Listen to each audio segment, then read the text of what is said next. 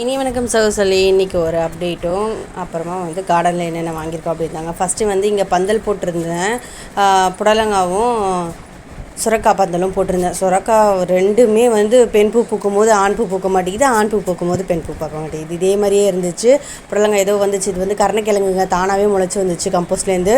எல்லா செடியும் பிடிங்கிட்ட பிறகு தான் பார்த்தேன் இது தானாகவே இருந்துச்சு. சரி அப்படியே விட்டுறலாம் இந்த பேக்லேயே அப்படின்னு சொல்லிட்டு அப்படியே விட்டுட்டேன். அதனால் பார்த்திங்கன்னா மாவு பூச்சி செம்மையாக மாவு பூச்சி செடியை எல்லாமே போயிடுச்சு. அதனால் எல்லாத்தையுமே கட் பண்ணி தூக்கி போட்டேன். இது பீர்க்கங்காய் 2 போட்டு வச்சுருக்காங்க கொடி. இந்த சின்ன பந்தல்லே ஏற்றி விட்ருக்கேன். அப்புறமா கத்தாழை, ரோஸு, இது உருட்டை பிரண்டை ஃபஸ்ட்டு வாங்கிட்டு வச்சது. ஒருத்தவங்கிட்டேருந்து எடுத்துகிட்டு வச்சேன். இப்போ பார்த்திங்கன்னா சூப்பராக வளர்ந்து வந்துட்டுருக்காங்க. உருட்டை பிரண்டை அவ்வளோ ரேருங்க, ரொம்ப கிடைக்காது. அதனால் இதை எடுத்துகிட்டு வச்சேன். இதுவுமே நல்லா சூப்பராக வருது. இதுலேயுமே கனவுல வேர்கள் தானாக இவ்வளோ பெருசு வருது பாருங்கள். இதுவே வேர் தானாகவே மண்ணில் எப்படியோ பட்டு அதுவுமே வேர் பிடிச்சிருச்சுங்க. இப்போ இதை கட் பண்ணி வேறு ஒரு பேக்கில் வச்சா கூட இதுவும் சூப்பராக வர ஆரம்பிச்சிடும். அதை அப்படியே விட்டுட்டு அப்புறமா பார்த்துக்கலான்னு. காஸ்மோ பாருங்கள் டல்லாக இருக்கிறாங்க. அடிக்கிற வெயில் ஒன்றும் தாங்க முடியலைங்க நம்மளாலே. செடிங்க என்ன பண்ணுவாங்க பாவம்.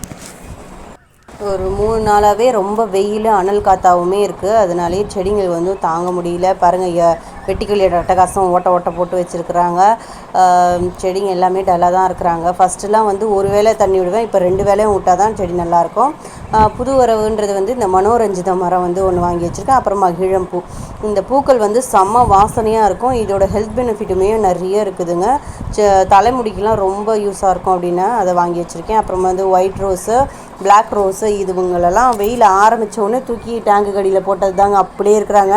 இல்லைனா இவங்கெல்லாம் தாங்கி இருக்கவே மாட்டாங்க. ஒயிட் ரோஸ் கூட ஓரளவுக்கு தாங்கிடும். ஆனால் பிளாக் ரோஸ் கண்டிப்பாக தாங்கியிருக்காது. அதனால் தூக்கி டேங்க் கடியில் போட்டது அப்படியே இருக்குது. ஏதோ பூக்கலைனாலும் உயிர் பொழைச்சி இருக்குது. அப்புறமா பார்த்துக்கலாம் அப்படின்னு சொல்லிட்டு அப்படியே வச்சுருக்கேன். அதை இப்போ தான் துளிர் எடுக்க ஆரம்பிக்குது. மறிக்கொழுந்து இதுவுமே அப்படியே இருக்குதுங்க. சாமந்தி சின்ன பாட்டில் வச்சது, அதை மாற்றி வைக்காமல் அப்படியே வச்சுருக்கேன். ஆனால் அதுவும் அப்படியே இருக்குது. அப்புறமா கோவக்காய் செடி 2. இதுக்கு சரியான பந்தல் இல்லை. இது பந்தல் ரெடி பண்ணி கண்டிப்பாக ஏற்றி விட்டால் தான் வேலைக்காகும். அப்புறம் வயலட் கலர் மிளகாய் இதுவுமே எப்படியோ இப்போ பூ எடுத்து மறுபடியும் காய்க்க ஆரம்பிச்சிருச்சு. இது கீரை ஆல்ரெடி போட்டு நம்ம பறிச்சாச்சு. அதிலே இப்போ தாங்க கீரை விதை தூவி விட்டுருக்கேன். எப்படி வருதுன்னு தெரியல வெயிலுக்கு. மூக்குத்தி அவரையும் இருந்துச்சு. அப்புறம் இது இலை பிரண்டை. இந்த இலை தாங்க பிரண்டையே. நம்ம இந்த கணுக்களை தான் உடச்சி பிரண்டையாக செய்வோம். ஆனால் இது இலை பிரண்டை. இலையை மட்டும்தான் நம்ம பிரண்டையாக யூஸ் பண்ணோம். அந்த பிரண்டையில் இருக்க சத்துலாம் இந்த இலையில் இருக்கும். 4 வகையான பிரண்டையில் நம்மக்கிட்ட உருட்டை பிரண்டையும் இலை பிரண்டையும் இருக்குதுங்க.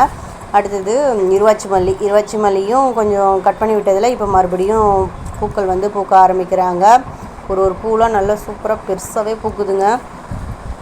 அப்புறம் நீல கொத்து கத்திரி இவங்களும் பூ எடுத்திருக்காங்க. நிறைய பேர் கொத்து கத்திரி கேட்டிங்க. சாரிங்க, என்னால் விதை எடுக்கவே முடியல. விதை எடுக்கிற நேரம்லாம் என்னால் செடிக்கு எதுனா ஒன்று செடியே இறந்து போயிடுது. கொஞ்சமாக தாங்க இருக்குது விதை. அதனால் எல்லாருக்கும் ஷேர் பண்ணுற அளவுக்கு இல்லை. கண்டிப்பாக அடுத்த வாட்டி எப்படின்னா விதை எடுத்து எல்லாருக்குமே ஷேர் பண்ணுறாங்க. பன்னீர் ரோஸ் வீடியோவில் பார்த்துருப்பீங்க. இது ட்ரூம் ஃபுல்லாகவே அப்படியே கட் பண்ணி விட்டு இப்போ தான் துளிர் வருது. அப்புறம் கோஸ், காலிஃப்ளவர், புதினா, கேசவர்தினி. இது பன்னீர் ரோஸ்லேயே சின்ன பட்டன் ரோஸ் மாதிரி பூக்கிறது. எல்லாமே ஏதோ உயிர் பழைச்சி இருக்கிறாங்க. அந்த வெயிலுக்கு மழை ஆரம்பித்தாதாங்க ஓரளவுக்கு தாக்கு பிடிப்பாங்க. இங்கே பாருங்கள், மிளகு செடி மிளகு இலையே காணும், வெறும் குச்சி மட்டும்தான் நிற்கிது. இது ரோஸ்மெரி, அப்புறம் விக்ஸ் துளசி, அப்புறம் இது தவம்னு சொல்லுவாங்க. அதை அப்படியே மடித்து விட்டு பதியம் போட்டு பார்க்கலாம் வருதா அப்படின்னு சொல்லிவிட்டு அதை மடித்து விட்டுருக்கேன். மடித்து விட்டு ஒரு வெயிட் வச்சுருக்கேன். அது எப்படி வருதுன்றது தெரியல.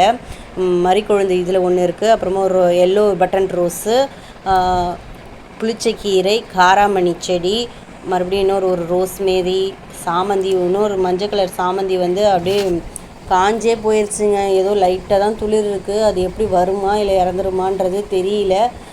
எப்படி வருன்றது தெரியல, பார்ப்போம். இது வெள்ளை கரிசலாங்கண்ணி வேறு ஒன்றுத்தில் இருந்தது, எடுத்து தனியாக வச்சேன் இந்த பாட்டில்.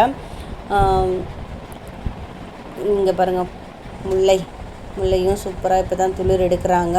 தூதுவளை, சில்வர் டஸ்ட். நான் சில்வர் டஸ்ட்டில் நிறைய வெரைட்டி இருக்குது. நான் கேட்ட சில்வர் டஸ்ட்டு இது கிடையாதுங்க. ஆனால் சரி வாங்கிட்டு வந்துட்டாங்களேன்ட்டு எடுத்துகிட்டு வந்தேன்.